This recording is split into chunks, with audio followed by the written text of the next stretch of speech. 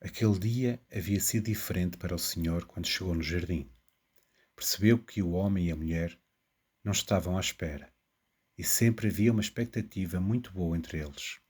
Quando o Senhor chegava, Adão e Eva já estavam na expectativa, esperando para conversar com ele. Aquele dia, quando Deus chegou, não havia ninguém para recepcioná-lo.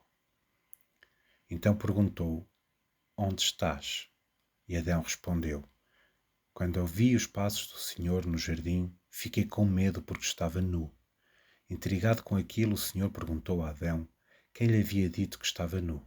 E em seguida perguntou se havia comido da árvore do conhecimento do bem e do mal, a qual ele havia proibido que eles comessem. Adão responde que sim, mas que havia sido culpa de Eva, a companheira que o Deus havia dado a ele. Em outras palavras, ele estava dizendo que a culpa dele ter comido o fruto da árvore do conhecimento do bem e do mal era de Deus, porque afinal foi ele que lhe deu Eva como esposa. Sem dar resposta a princípio, o Senhor perguntou a Eva por que ela havia feito isso. Ela, por sua vez, jogou a culpa na serpente, dizendo que ela lhe havia enganado. A atitude do primeiro casal é o hábito da maioria das pessoas ainda hoje. Repassar a culpa, jogá-la para o outro, é a postura de quem não assume responsabilidades, a posição que não assume a culpa. Mas Deus nos convida ao arrependimento e ao posicionamento. Precisamos assumir os nossos erros. São nossas culpas, e por mais que as outras pessoas tenham nos influenciado, tenham dito isso ou aquilo, por mais que o diabo nos tente, no final somos nós que decidimos. No final somos nós que tomamos a decisão de pecar. Então, quando pecar, eu e você devemos nos arrepender. As consequências do pecado foram graves, e a primeira a receber a sentença foi a serpente. O Senhor Deus disse que ela rastejaria sobre a terra e que colocaria inimizade entre ela e o ser humano, que ela era maldita.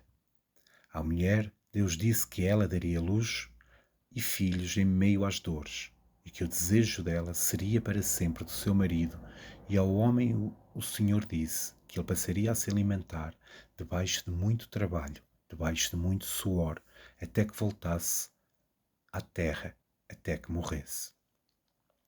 Ou seja, a boa vida que Adão tinha no jardim do Éden, a forma como naturalmente as coisas davam certo, agora seriam substituídas por uma vida de muita perseverança e tribulação.